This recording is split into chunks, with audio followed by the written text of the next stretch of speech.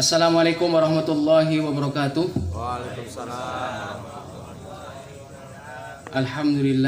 Alhamdulillah nahmadu wa nasta'inu wa nastaghfiruh wa na'udzu billahi min syururi anfusina wa min sayyiati a'malina may yahdihillahu fala mudhillalah wa may yudlil fala hadiyalah. Asyhadu an la ilaha illallah wa asyhadu anna Muhammadan abduhu wa rasuluh nabiyul huda war rahmah. Allahumma shalli ala Muhammad, Allahumma shalli ala sayyidina wa maulana Muhammad, amma ba'du. Alhamdulillahirabbil alamin. Puja puji syukur kehadirat Allah Subhanahu wa taala yang telah melimpahkan kepada kita nikmat yang begitu banyaknya sehingga kita tidak bisa dan tidak mampu menghitungnya. Sholawat dan salam tak lupa kita haturkan kepada junjungan kita Nabi besar Muhammad sallallahu alaihi wasallam yang telah membawa kita dari zaman kegelapan ke zaman yang terang benderang sehingga sampai saat ini dan menjadi harapan kita semua mendapatkan syafaat beliau. Alhamdulillah pada malam ini kita akan melanjutkan kajian kitab. Nah, jadi kan kita kebetulan ini acara pernikahan putri Bapak Ahmad ya. Dan memang forumnya forum kajian kitab bukan tausiah ya. Jadi gitu. Ya karena mengambilnya Pak Ahmad di forum kajian kitab. Jadi kajian kitab yang seperti sebelumnya yaitu kitab Umdatul Ahkam min Kalami Khairil Anam alaihi salatu wassalam, yaitu tentang dasar-dasar hukum yang bersumber dari hadis Rasulullah sallallahu alaihi wasallam. Dan saya membawa kitab yang versi tebalnya yaitu Taisirul Alam Syarhu Umdatul Ahkam karya Abdullah bin Abdurrahman Al-Bassam. Ini kitab syarahnya. Biasanya saya membawa kitab yang kecilnya, ini kitab yang tebelnya. Jadi yang seperti ini dia. Ya. Untuk malam ini kita akan membahas masalah yang akan datang kepada kita yaitu bulan Ramadan, yaitu bulan Syam atau bulan puasa. Ini membahas tentang Kitabus Syam, yaitu bab yang berkaitan dengan puasa. Kitabus Syam asluhu fil lughati al-imsak wa fi syar'i al-imsaku 'anil muftirati ma'an niyah min tulu'il fajri ila ghurubi syamsi. Jadi secara bahasa siam itu artinya imsak, menahan. Jadi secara istilah wa fi syar'i, jadi istilah di dalam syariat yaitu menahan dari sesuatu yang membatalkan, baik itu dari makan, minum atau hubungan suami istri atau lainnya yang membatalkan bersama niatnya. Jadi melafalkan niat. Min tulu'il fajri ila ghurubi syamsi. Jadi dari puasa ini, menahannya ini dari terbitnya fajar sampai waktu maghrib. Wa siyamu syahrul Ramadan huwa ruknur rabi' min arkanil Islam. Jadi puasa Ramadan itu bagian dari rukun Islam yang keempat. Jadi rukun Islam yang keempat yaitu puasa. Wasyamu min afdhalil ibadati li'annahu tajtami fi anwa'us sabr thalathah. Jadi sebenarnya puasa itu ibadah yang afdol, ibadah yang diutamakan. Yang pertama adalah karena di dalam puasa itu as-sabru ala taatillah. Jadi kita itu bertahan atau sabar untuk taat kepada Allah. Itu dari puasa. Kemudian yang kedua as-sabru ala ma'asillah. Bertahan agar tidak berbuat durhaka kepada Allah atau maksiat kepada Allah. Jadi menahan itu. Kemudian ketiga as-sabru ala aqdarillahil mu'limah. Jadi bersabar terhadap takdir Allah yang menyakitkan. Nah, ini al-mu'limah itu takdir itu yang namanya takdir tidak ada sebenarnya yang buruk. Yang namanya takdir itu semuanya baik. Kenapa disebutkan di sana itu takdir khairihi wa syarrihi? Khairihi wa syarrihi itu maksudnya penerimaan kita. Kadang kalau takdir itu baik menguntungkan kita, kita akan bersyukur. Tapi ketika takdir itu menyusahkan kita, menyulitkan kita, biasanya kita bersabar. Nah, yang dimaksud di sini ada as-sabru ala aqdarillah al-mu'limah. Hakikat takdir, semuanya takdir itu baik semua. Cuman penerimaan kita sebagai manusia yang lemah, maka ketika ditimpa senang atau suatu hal yang Yang menggembirakan harapannya akan bersyukur, dan ketika ditimpa kesusahan atau kesulitan harapannya akan bisa bersabar. Jadi ada 3 sebenarnya berkaitan dengan puasa dan keutamaan, yaitu as-sabru ala taatillah, as-sabru ala maksiatillah, kemudian yang ketiga as-sabru ala aqdarillahil al-mu'limah. Jadi bersabar terhadap takdir Allah yang menyakitkan. Al-mu'limah itu yang menyakitkan. Wa wali anna Allah ta'ala nasaba shaum ila nafsi. Bahkan Allah itu menisbatkan puasa itu kepada dirinya sendiri. Jadi ibadah puasa itu ibadah rahasia sebenarnya antara seorang hamba dan penciptanya. Bahkan orang lain tidak akan tahu kita berpuasa. Nah, itu. Wali anna Allah ta'ala nasaba shaum ila nafsi wa wa'ada bil jazaa'i alaihi min kibali subhanahu wali annahu sirrun baina rabbi wa baina abdi. Jadi Allah langsung mendatangkan pahala. Langsung mendatangkan pahala dari sisinya. Karena sebenarnya puasa itu ibadah yang sir, ibadah yang rahasia antara hamba dan Robnya, antara pencipta dan hambanya. Jadi hanya berdua saja. Bahkan istri kita yang dekat tidak tahu apakah kita berpuasa atau tidak. Jadi misalkan kita bekerja di luar, waktu duhur kita makan, setelah ke rumah biasanya kita berpura-pura berpuasa. Jadi kita bersihkan, setelah itu sudah selesai. Nah, ini dikatakan sir, rahasia, yang tahu hanya Allah dan hambanya saja. Maksudnya yang berpuasa. Fa innal qawiyyu tughra bit tughyani wal bator. Maksudnya puasa itu agar yang kuat, agar yang kaya itu merasakan sebagaimana orang fakir. Jadi mungkin orang fakir itu susah makannya sepanjang hidupnya. Tapi kalau orang kuat itu hanya waktu puasa saja. Jadi puasa itu dilarang, bahkan yang halal. Yang halal pun Allah larang. Karena diwajibkan puasa Ramadan. Fa innal qawi tughra bit tughyani wal bator. Karena sesungguhnya yang kuat, yang kaya itu dihasut, digoda dengan sesuatu yang melampaui batas. Bahkan di dalam surat Al-Alaq ayat 6 sampai 7, kalla innal insana la yadgha ar-ra'a ustaghna.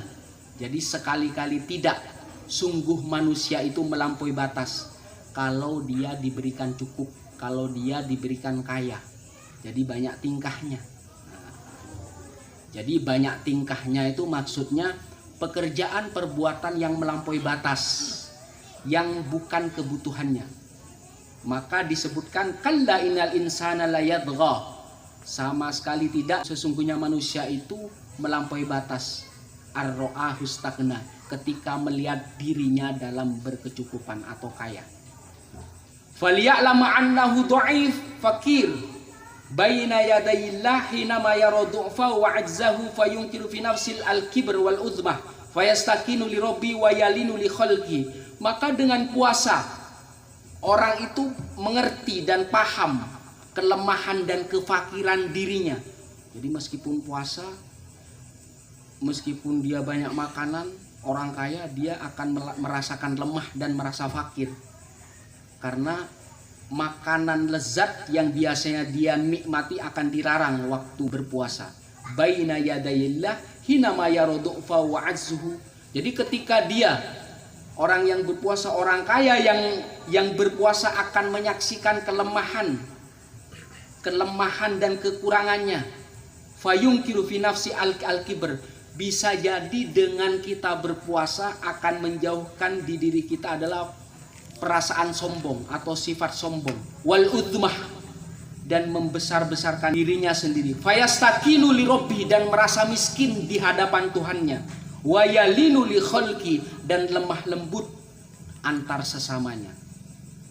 Wa minhu hikamun ijtima'iyatun min ijtima'ihim ala ibadatin wahidah fi waqtin wahidin wa sabruhum jami'an qawihum wa dha'ifuhum wa syarifum wa dha'ifuhum wa ghanim wa fakirum ala mu'anatiha wa tahammiliha mimma yusabbibu rabta qulubihim wa ta'allufi arwahihim wa lamma kalimatahum. Jadi sebenarnya yang kuat juga merasakan puasa, yang lemah juga, orang yang mulia, orang yang rendah, orang yang kaya dan orang yang fakir, mereka merasakan pedihnya rasa lapar dan rasa haus. Mimma yusabbibu rabtu qulubihim. Jadi ketika orang kaya dan orang miskin merasakan pedihnya menahan lapar, menyakitkannya merasakan haus, maka harapannya terhadap orang yang fakir dia lebih lembut, lebih mengasihi, lebih menyayangi. Rabtu qulubihim, mengikat hati antara yang kaya dan yang miskin sampai ke ruhaninya, sampai kalimat-kalimatnya sama, yaitu menghormati bulan puasa atau bulan Ramadan.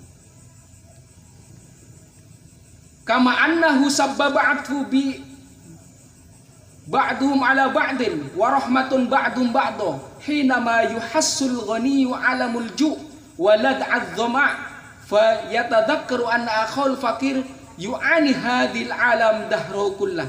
Bahkan yang kaya pun merasakan sakitnya lapar, pedihnya menahan haus, seperti saudara-saudara kita orang fakir, orang miskin yang merasakan lapar dan haus sepanjang hidupnya. Fayajudu alaihi mim malihi bi syai'in yuzilu dhaghain wal ahqad. Orang kaya merasakan puasa itu apa? Agar mereka merasakan apa yang dirasakan orang-orang miskin, sehingga dia memberikan hartanya kepada orang yang membutuhkan, kepada orang yang lebih miskin daripada dia. Ini sebab dari kita berpuasa di bulan Ramadan. Apa? Yuzilu dhaghain wal ahqad. Jadi kalau orang kaya itu baik, orang kaya suka menolong ke orang-orang yang fakir dan miskin, maka akan menghilangkan dendam dan benci. Adz-dhaghain wal ahqad. Wa yahillu mahallal mahabbah. Kebencian dan dendam itu akan diganti oleh kasih sayang dan cinta kasih. Wa bihada yutimmus silmu bainat tabaqat. Maka dengan hikmah puasa, orang miskin puasa, orang kaya puasa, segala lini kehidupan akan merasakan kasih sayangnya. Kasih sayang orang-orang kaya karena dia baik. Jadi kalau orang kaya sombong pasti akan menimbulkan kebencian dan dendam daripada orang-orang miskin. Nah, itu seperti itu. Ini berkaitan dengan hal puasa. Sekarang kita akan menginjak kepada al-hadis. Ini hadis ini. An Abi Hurairah radhiyallahu anhu qala Rasulullah sallallahu alaihi wasallam, la taqaddamu Ramadan bi shaumi yaumin wala yaumaini illa rajulun kana yasumu sauman falyasum. Kalau kita mau mendekati puasa, ini puasa tanggal berapa? 1 atau 2? 2. Atau menunggu pengumuman pemerintah? Menunggu pengumuman. La taqaddamu, janganlah kalian mendahului. Jadi kalau misalkan puasanya tanggal 1, tanggal 29 itu jangan berpuasa sunnah. Jadi kalau kita sebelum puasa 1 hari atau 2 hari sebelum puasa Ramadan, kita berpuasa sunnah, itu ditakutkan bercampur dengan puasa wajib. Jadi 2 hari atau 1 hari sebelum puasa Ramadan itu jangan puasa dulu. Apa? Untuk menghormati puasa wajib di bulan Ramadan. Jangan mendahului puasa Ramadan bisaumi yaumin, 1 hari atau sebelum Ramadan 2 hari. Illa rajulun kana yasumu sauman falyasum, kecuali orang yang terbiasa puasa Senin Kemis atau puasa qadha karena waktunya sempit. Jadi dianjurkan kalau puasa Ramadan tanggal 1, 29, 28-nya jangan berpuasa. Jangan berpuasa sunnah maksudnya. Apa? Biar tidak bercampur dengan puasa wajib. yaitu di bulan Ramadan. Tataqaddamu, jangan mendahului. Jadi artinya adalah yuridu tamyiz bainal ibadat wal adat. Karena kita mungkin membiasakan puasa sunnah, puasa Senin Kemis. Ibadah aslinya yang harus diutamakan adalah ibadah yang wajib dulu. Apalagi 1 hari atau 2 hari sebelum puasa Ramadan, maka jangan berpuasa, dianjurkan jangan berpuasa. Wa yuridu ayyumayyiza baina furudil ibadat wa nawafiliha. Jadi untuk membedakan antara ibadah yang wajib dan ibadah yang sunnah, maka hendaknya jangan berpuasa 1 hari atau 2 hari sebelum puasa Ramadan. Ini yang diambil di dalam hadis ini adalah an-nahyu an taqaddumi Ramadan bi siyami yaumin aw yaumain. Jadi bahkan dilarang puasa sunnah 1 hari atau 2 hari sebelum puasa Ramadan. Ar-rukhsah fi dzalika liman shadafa qabla Ramadan adati siyam kayaumil khamis wal itsnain. Ada rukhsah, ada kelonggaran bagi orang yang berpuasa Senin Kemis. Jadi kalau misalkan wajib puasa Ramadan di hari Jumat, kalau dia membiasakan diri puasa Senin Kemis boleh. Tapi menurut saya anjurannya libur dulu, puasa hari Kemisnya. Itu untuk apa? Untuk menghormati bulan Ramadan. Ini agar menjadi pembeda antara puasa sunnah dan puasa wajib. Selanjutnya, An Anas bin Malik radhiyallahu anhu qala Rasulullah sallallahu alaihi wasallam tasahharu fa inna fis sahuri barakah. Nah, ini berkaitan dengan sahur. Jadi Rasulullah bersabda tasahharu, maka bersahurlah kalian. Jadi maksudnya makan sahur. Fa inna fis sahuri barakah, karena di dalam sahur, waktu sahur itu ada keberkahannya. Jadi makna sahur atau suhur itu berkaitan dengan waktu sahur. Al barakah mudhofah ila kulli minal fi'li, apa yang dilakukan di dalam waktu sahur, baik makan, minum atau lainnya, atau zikir atau sholat, itu menuai barokah minal fi'li. Jadi hal-hal yang berkaitan dengan sahur. Ya'murun nabi bitasahur alladhi huwal aql wasyurab waqta sahur isti'dadan lisyami wa yudhkarul hikmah al-ilahiyah fi. Jadi memang Rasulullah menganjurkan kita sahur. Apa? Agar apa? Isti'dadan lisyam, menyiapkan kita berpuasa. Dan itu mengandung hikmah ilahiyah, jadi hikmah ketuhanan. Wahiyah hululul barokah. Jadi di waktu sahur itu datangnya berkah langsung dari Allah. Al barokah itu apa itu barokah? Tashmalu manafi'ud dunya wal akhirah. Barokah itu manfaat yang bisa kita petik di dunia dan di akhirat. Jadi semuanya yang mengandung manfaat yang ada di dunia bahkan di akhirat kelak. Famin barokati sahur ma yahsulu bihi minal i'ana ala taatillah. Jadi kalau berkaitan dengan sahur itu membantu kita taat kepada Allah. Jadi membantu kita apa? Kita berpuasa agar puasa kita kuat fin nahar, di siang hari. Fa inal ja'i wa dhami yaksalu anil ibadah. Kadang orang yang lapar, orang yang haus itu malas dalam beribadah. Maka dengan adanya sahur bisa membantu. Jadi kenapa kita dianjurkan, disunnahkan untuk sahur? Karena sahur itu membantu kita taat. Maksudnya taat itu kita mengerjakan puasa dengan sempurna. Karena kebiasaan orang yang lapar dan haus itu malas biasanya. Yaksalu anil ibadah. Orang yang lapar dan haus itu biasanya yaksalu anil ibadah. Dia malas dalam beribadah.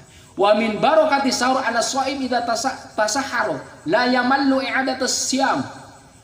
Bahkan orang yang sering sahur, orang yang selalu sahur, la yamallu i'adatus siyam. Jadi kalau dia terus berpuasa selama 30 hari misalkan, mereka tidak bosan puasanya. Dia sudah mempersiapkan, baik mempersiapkan secara jasmani, karena kita apa? Mempersiapkan agar perut kita jangan sampai terlalu kosong. La yamallu i'adatas siyam, jadi tidak bosan untuk mengulang puasa selama 30 hari. Khilafan liman lam yatasahhar. Jadi berbeda dengan orang-orang yang belum sahur. Fa innahu yajidu harajan wa masyaqqatan yathqalani alaihi al-audah ilahi. Bahkan orang yang enggak sahur itu akan mendapatkan kesulitan karena akan terlalu lapar ntar. Dan dia biasanya kalau terlalu lapar tidak akan mengulang puasanya. Jadi makanya dianjurkan, disunnahkan sahur setiap puasa. Wa min barakatis sahur at-thawab al-hasil min mutaba'atir rasul. Jadi yang melakukan sahur itu adalah mendapatkan pahala mengikuti sunnah Rasul. Wa min barakati aidon annal mutasahhir yaqumu fi akhiril lail. Bagi orang yang sahur itu pasti dia akan bangun di akhir malam. Wa yadhkurullah ta'ala wa yastaghfiru thumma yusalli salatal fajri jama'atan bi khilai malam yatasahhar wa hada musyahid. Jadi orang yang sahur itu biasanya bangun malam. Dia akan berzikir, dia akan meminta ampun kepada Allah, kemudian sholat. Bahkan sholat subuhnya bisa berjamaah. Bi khilafin malam yatasahhar. Jadi berbeda dengan orang yang tidak sahur. Gitu.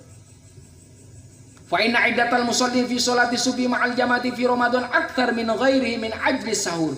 Jadi biasanya sholat subuhnya di waktu puasa Ramadan itu jamaahnya lebih banyak dibandingkan hari biasanya.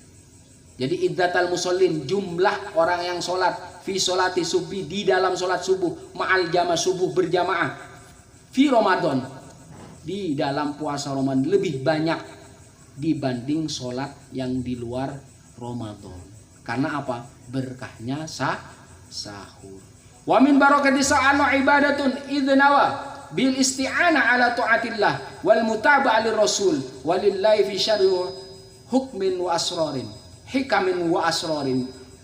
Jadi barokah sahur itu anu ibadah ketika diniatkan minal isti'anah. Jadi sahur itu membantu kita taat kepada Allah. Jadi membantu kita menyempurnakan puasa kita agar tidak lapar dan agar tidak haus. Wal mutaba'ah lir rasul, dan mengikuti sunnah Rasul. Apa yang diambil hikmah atau pelajaran apa yang diambil dengan hadis ini? Istihbabus sahur wa imtil amri asy-syar'i bi fi'li. Jadi maksudnya anjuran agar kita sahur sebelum melakukan ibadah puasa. Lamma yahsulu fi minal barakah fala yanbaghi tarkahu. Jadi kalau sahur menghasilkan berkah, maka dianjurkan jangan meninggalkannya. Wal barakah tuhmalu alal fi'li, maka keberkahan itu akan membawa kepada perbuatan wa alal mutasahhir, dan kepada orang-orang yang sahur. Itu seperti itu. Jadi makanya meskipun kita kuat, meskipun kita misalkan punya tenaga lebih, disunnahkan agar kita sebelum puasa sahur. Dan mengakhirkan sahur itu lebih disunnahkan karena mendekati sholat subuh. Selanjutnya, jadi ini berkaitan tentang sahabat Anas bin Malik dan Zaid bin Sabit. Qala, kita pernah sahur bersama Rasulullah SAW. Tsumma qama ila sholati. Kemudian kita setelah sahur sholat berjamaah bersama Rasulullah. Lalu sahabat Anas bertanya kepada Zaid, kam kana bainal adani wasol, berapa jarak waktunya antara sahurnya Rasulullah dengan sholat subuhnya? Qala qadru khamsina ayat. Jadi jarak antara sahurnya Rasulullah dengan azan subuh itu khamsina ayat, 50 ayat. Jadi jarak waktunya kita membaca Al-Quran 50 ayat. Kira-kira berapa menit tuh? Kita membaca Al-Quran 10 menit ada? 10 menit lah ya, 10 menit atau 15 menit. Nah, jadi anjuran mengakhirkan sahur. Jadi anjuran di sini mengakhirkan sahur. Yarwi Anas bin Malik an Zaid bin Sabit anna Zaidan tasahhara ma'a Rasulillah fakana min sunnati ayat tasahhar qubailas subah. Jadi dianjurkan sahur itu dekat-dekat imsak, Pak. Jadi dekat-dekat imsak. Apa? Jadi itu bagian sunnah. Jadi mengakhirkan sahur, mensegerakan berbuka, maka disebut ta'jil. Jadi ta'jil itu bercepat-cepat. Jadi kalau berbuka harus dipercepat. Kalau sahur harus diakhirkan.